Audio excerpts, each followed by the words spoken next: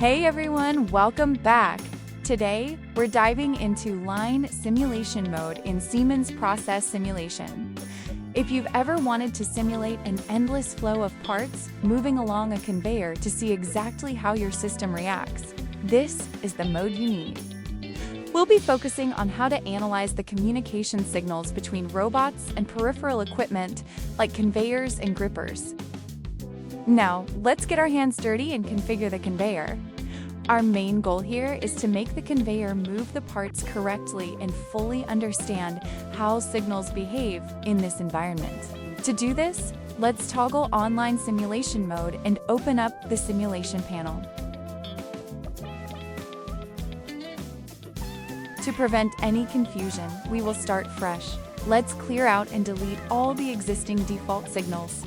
Now, we want to add our conveyor signals, but right now, you will notice the conveyor doesn't have any signals linked to it yet.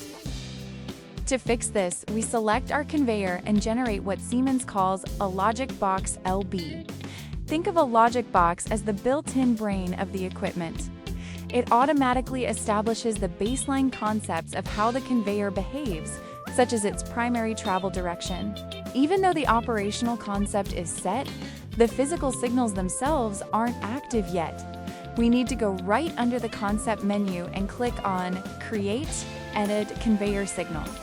This action instantly extracts all the native, standard signals required to control this conveyor block.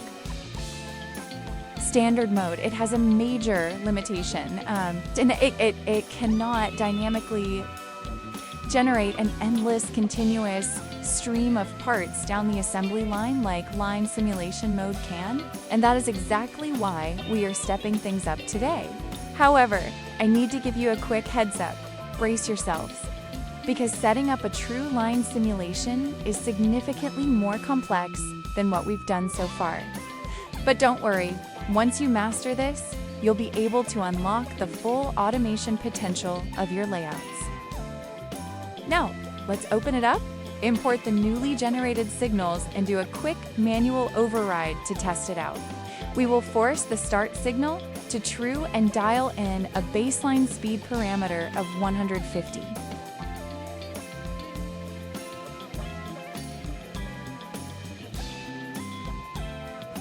Once that's locked in, we hit play on our line simulation. Now keep in mind, you won't see actual parts moving on the line just yet. What we are verifying here is that our execution is live. You can see right in the panel that our signals are successfully forced and the system is actively receiving and processing these parameter values. This confirms our logic foundation is working. Now, the reason you see this robot moving and transferring parts right here is because I've already pre-programmed and simulated its motion paths inside the standard mode. Now that we've prepared ourselves for the complexity of line simulation, it's time to dive into our next core topic, an introduction to SCL. Next up, we don't have to build everything from scratch. I'm going to show you how to reuse existing assets by copying manual control buttons straight from a library or a pre-existing project to implement them directly into our layout. To do that, we also need to copy the embedded SCL programming tied to that button. Let's open up the logic properties of the component. You'll see the text-based SCL script that drives its manual override behavior. So what exactly is SCL in Process Simulate? SCL, or Structured Control Language, is a text-based PLC programming language based on the IEC 611313 standard. While it is highly compatible with Siemens TIA Portal SCL, it features one massive advantage here. It requires absolutely no compilation. You write the code, and it executes in real time. This makes it a game changer for virtual commissioning. Moving on to the next step, we are going to copy a specific logic box called material flow. This is the element responsible for triggering and controlling how parts enter our system. Here's how the logic works. When we press our newly added manual button, it will send a trigger signal directly to this material flow logic box. Once it receives that signal, it will instantly generate a new part right on our conveyor. Now, what about the SCL programming inside this material flow block that actually spawns the parts? Just like before, we have options. We can copy this generation script straight from our library template, or we can simply leverage AI to write or adapt this SCL part generation logic for us. Whether you choose to copy a pre-made sample or let AI handle the code, this setup gives us complete control over our production line with just the push of a button. Now, let's take a closer look at the SCL code itself to understand how it functions. In the original template code, the generated part was named cell.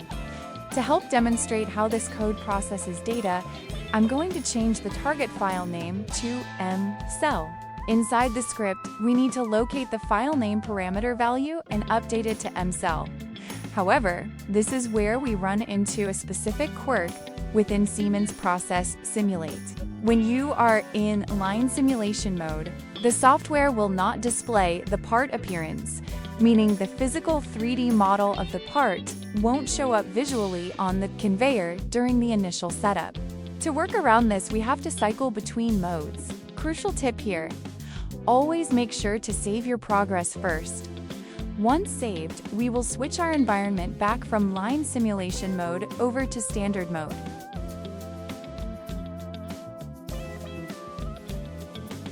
As soon as we enter standard mode, boom, the part appearance is now fully visible. Now you can easily select that 3D part model and properly link or define it right inside our material flow logic box. Once that link is established, we are good to go.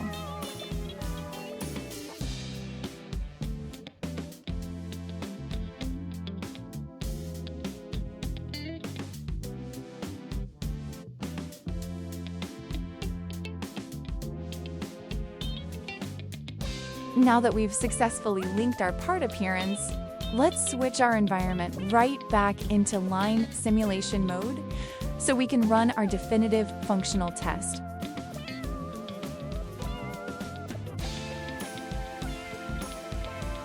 Next, let's tie everything together. We'll create a new signal and name it Push Button Auto Start. Now assign this exact signal to our physical push button. This links our manual hardware interaction directly into the software's network.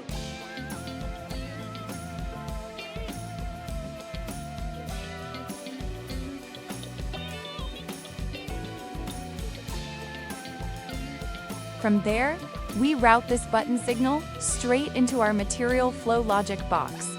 This tells the system when the button is pressed. Trigger the flow script immediately. And finally, the material flow block executes, running our SCL code to spawn the workpiece on the line. Just like that, we've built a clean, functional loop from a single button press. But wait a minute, where exactly did our workpiece spawn? If we look closely, it didn't actually appear on the conveyor like we planned. It's completely out of place. To fix this, we need to jump back into our SCL code inside the script. We have to find and modify the position parameters that define the exact coordinates of where the part instantiates. All right, we've updated the code and mapped the position perfectly to our conveyor's starting line. Let's test it again. Hit that manual button, and boom. The workpiece now creates exactly where it belongs, transferring smoothly down the conveyor line. Problem solved. If you look closely, you'll notice another major issue. The robot is just cycling on its own timing. It's completely out of sync with the conveyor, which is definitely not how a real automated factory works. In reality, the conveyor needs to detect the workpiece at the end of the line, and then send a specific request signal to call the robot over exactly when it's ready. To fix this and make our simulation realistic, we are going to take full control of the robot using signal control. But hold on a second, before we can sync the robot, we first need a way for the conveyor to actually know that a part has arrived. To do this, we need to define a point control on our conveyor. Think of a point control as a virtual proximity sensor. We'll place it right at the end of the line where the workpiece is supposed to stop and wait. Once placed, this point will automatically generate a detection signal the exact moment a workpiece passes through it.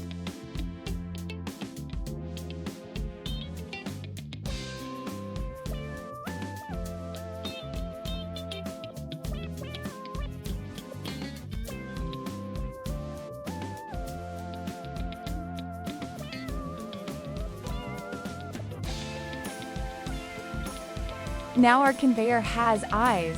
With this point control successfully set up,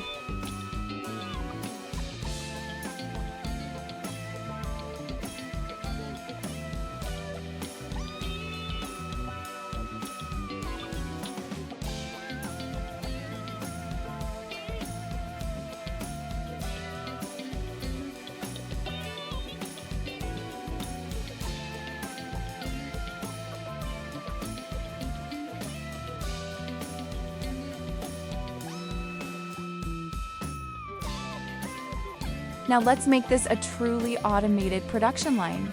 Instead of pressing the button every single time, we want the conveyor to continuously generate parts, say every 16 seconds. Default text to achieve this will take our newly optimized SCL script, copy the entire block, and embed it directly into the conveyor's logic properties.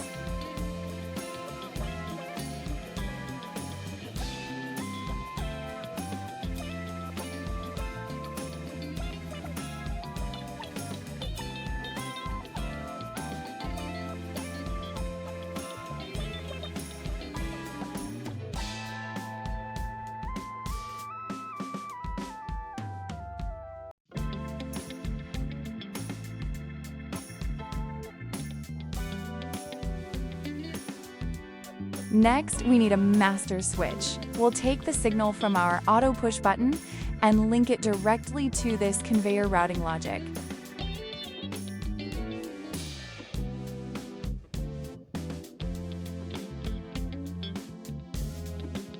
Now let's officially wire the system signals required to lock our auto button and conveyor into a seamless, automated loop.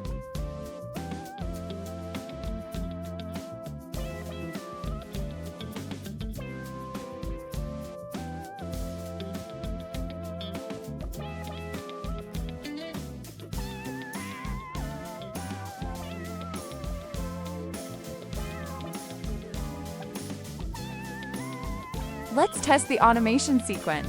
Hit that auto button, and there you go. The conveyor takes control, automatically spawning a new workpiece every 16 seconds. We now have a continuous, looping production line.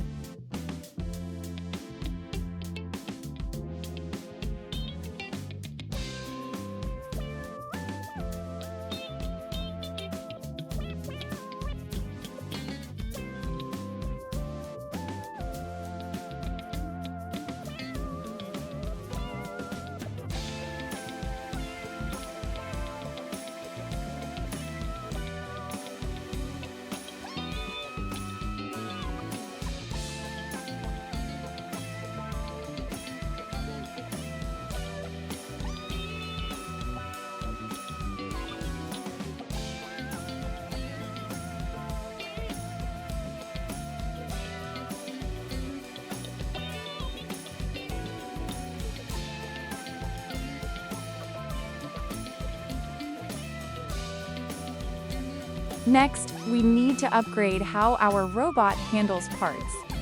Instead of using the basic hard-coded grip and release commands from standard mode, we are transitioning to full signal control.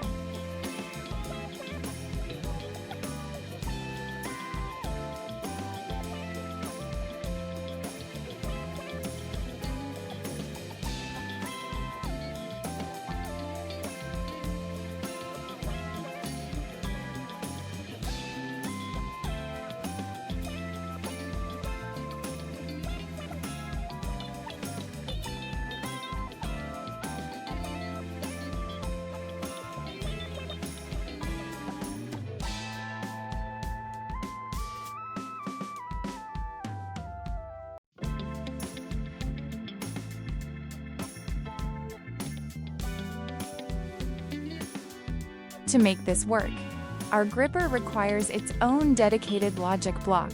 This block acts as the brain for the tool, allowing it to receive external signals and execute actions based on our custom automation design.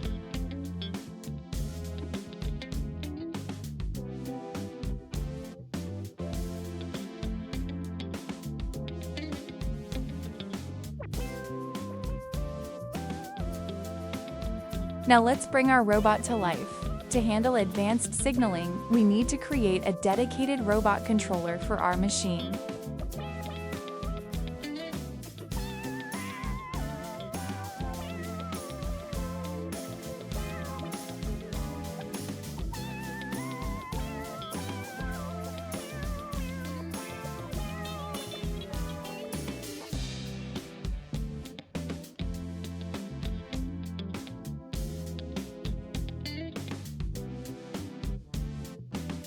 Once the controller is created, we will map its main start signal. This is the master input that tells the robot exactly when to begin its motion program.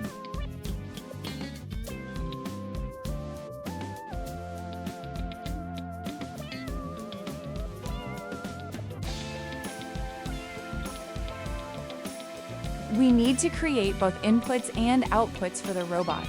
These signals allow the machine to communicate its current status back to the entire assembly line, like broadcasting when it's busy, when it has finished a cycle, or when it's requesting a grip action.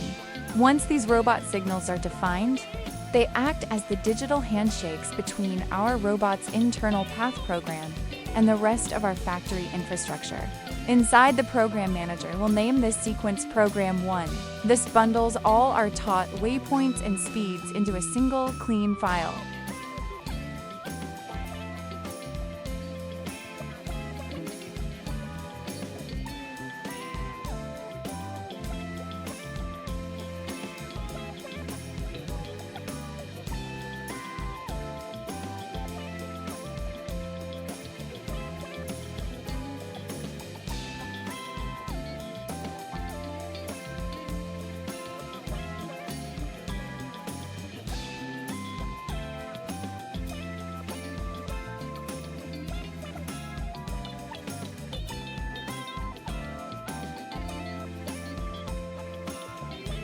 By creating Program 1, we now have a distinct routine that can be called up instantly by our robot controller whenever it receives the start trigger.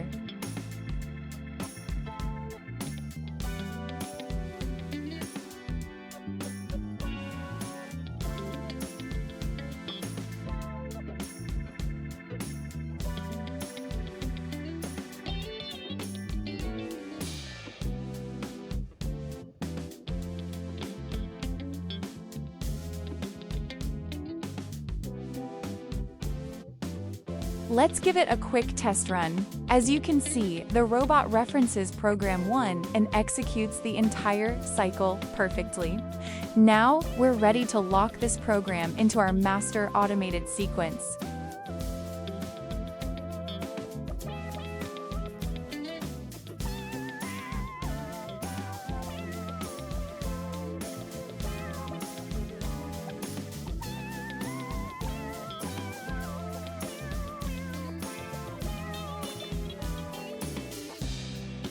Next, let's connect our robot controller directly to the system signals. In this setup, we have our conveyor arrival sensor positioned right at the end of the line. We will map this sensor signal straight into the robot controller. This creates a direct trigger condition, the exact moment a workpiece moves close and trips that sensor. It instantly fires a command to the controller.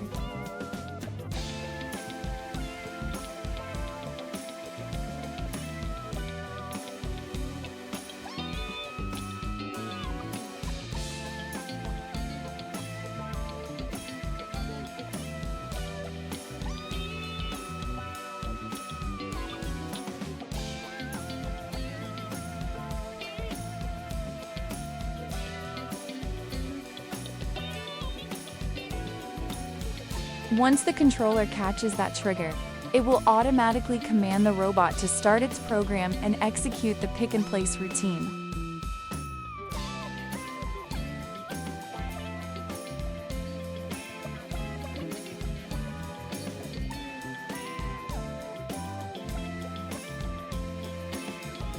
Let's watch it in action. The part approaches the end, trips the sensor, and the robot immediately starts its program to grab the workpiece.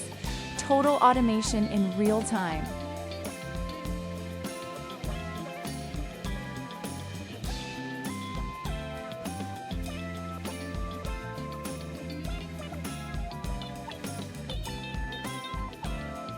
When it comes to writing programs for real-world deployment, OLP offline programming structures differ significantly depending on the robot brand you use. For our project, we're working with an ABB robot.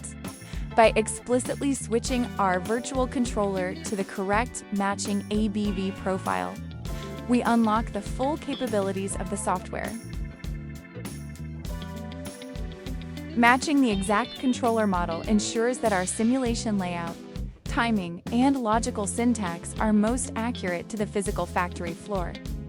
This allows us to maximize the robot's true programming efficiency before we export the code. Next, let's establish the digital handshake between our ABB robot and the gripper.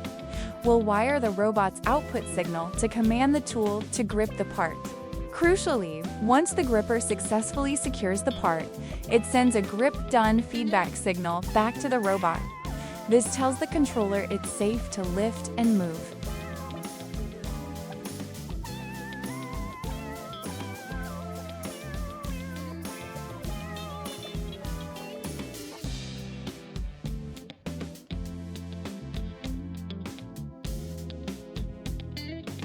We apply the exact same logic for the release sequence. The robot fires a release command, the gripper opens, and then reports back that the release is complete.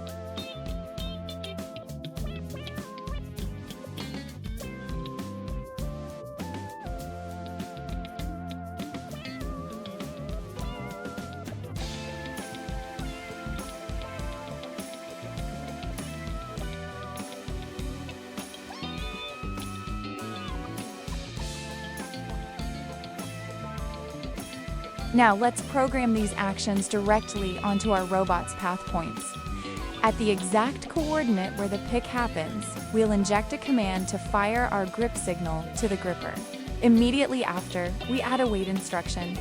This forces the robot to hold its position until it receives the confirmation signal that the part is successfully gripped. Once that feedback arrives, we instantly reset the grip signal to clear the line and keep our logic clean for the next cycle.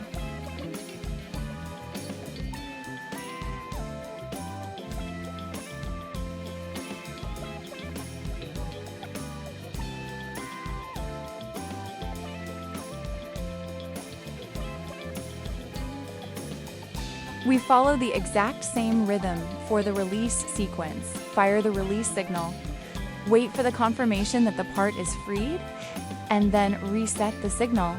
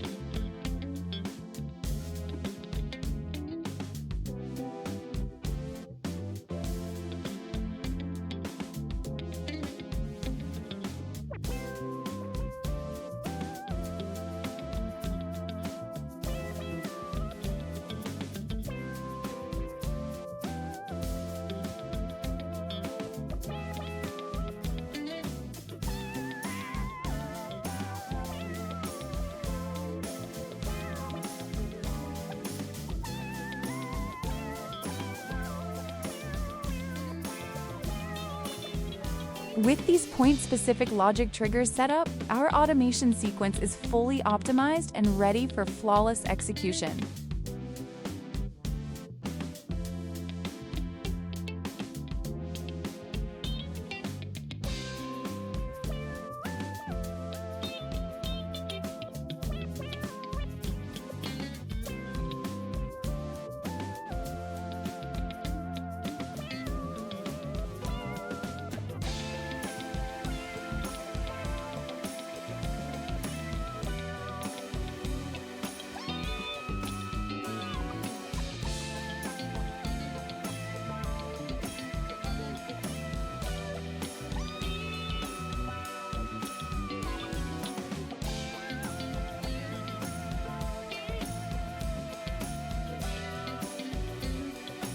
All right, we've mastered basic pick and place, but currently, the robot just keeps targeting the same ground coordinate, so parts simply spawn inside one another. We want them to properly stack. To do this dynamically, we need to apply a variable vertical offset. The logic is straightforward. Measure the height of the first part. Send that data to the robot and tell it to stack the next part exactly that high. But first, we need some input. So before we change any code, let's start by introducing a specialized height sensor into our setup. This sensor will detect the top surface of the part we just placed. Its job is to calculate the total current height of the stack, which will then become the dynamic target for our robot's next drop-off point. Now that our sensor is in place, we need to map its feedback into our automation loop. We'll take the analog output signal from our height sensor. Next, we route this live data stream directly into the input register of our ABB robot controller. We can name this incoming variable something like measured_height.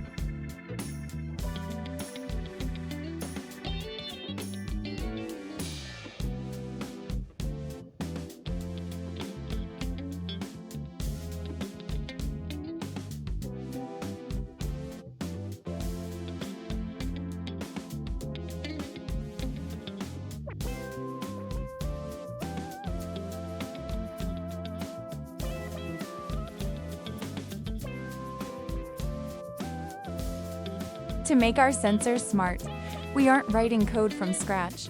We are pulling a standardized SCL script directly from the Tecnomatix vault folder. This built-in script handles all the internal calculations behind the scenes, processing the raw data and converting it into a clean, readable distance output value. Keep in mind, this specific sensor is configured with a functional sensing range of 400 millimeters. Anything within this zone will be precisely measured.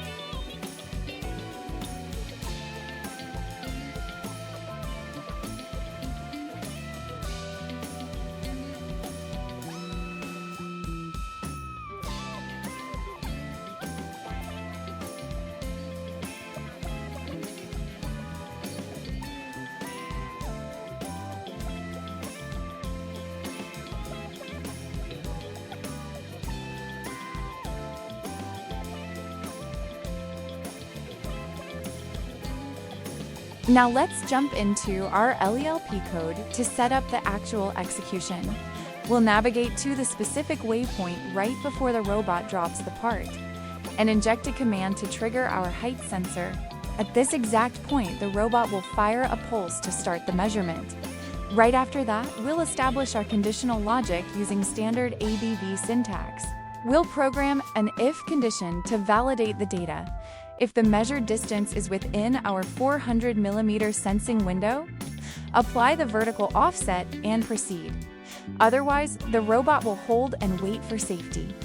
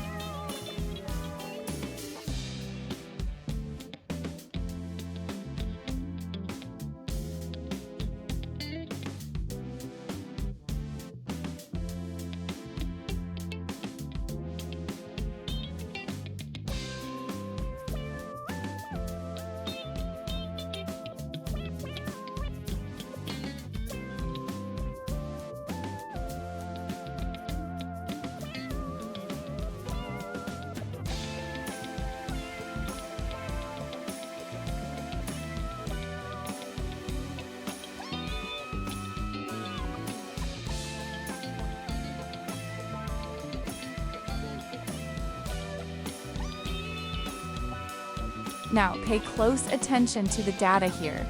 When the robot places the very first workpiece, it targets the base ground level. So our height calculation hasn't kicked in yet. But notice what happens next. The moment that first piece sits on the line, it cuts into our 400mm sensing zone. The sensor immediately measures its thickness and feeds that exact height to the controller.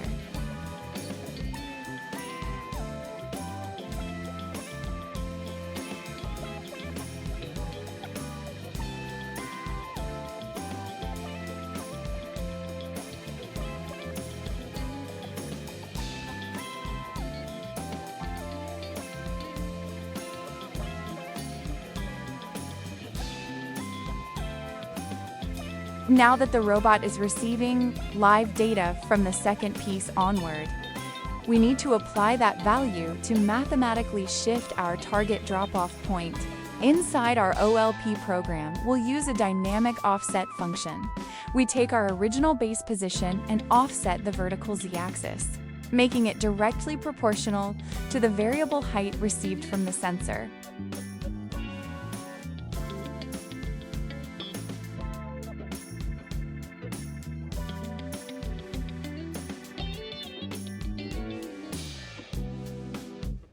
This means our calculation is fully adaptive.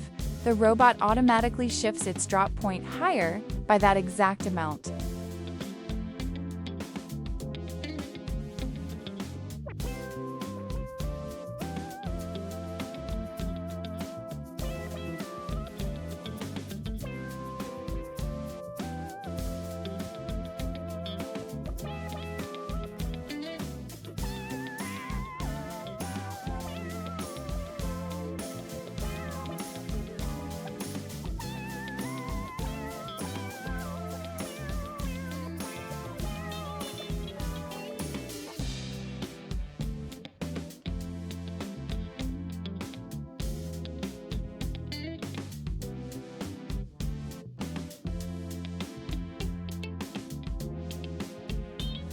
Let's run the sequence.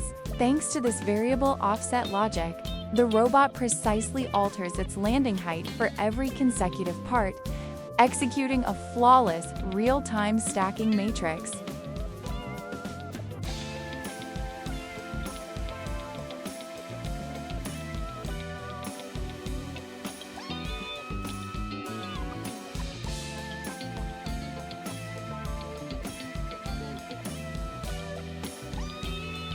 Finally, to bring everything together, we just need to hook up our master auto mode connection. Once we flip the system into full auto, our entire logic loop is complete. The conveyor, the height sensor, the ABB controller, and the gripper now operate in perfect, self-sustaining harmony.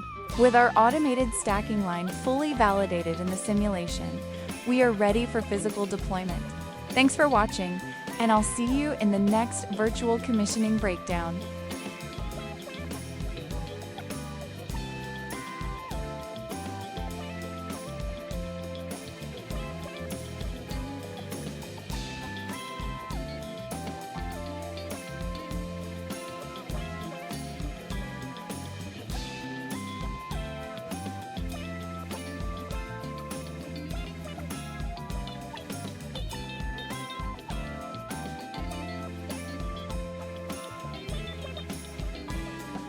If you liked this breakdown, give it a thumbs up. If it really hit the spot, go ahead and share it. And to support the channel, please hit that subscribe button. Thank you so much for your support, and see you next time.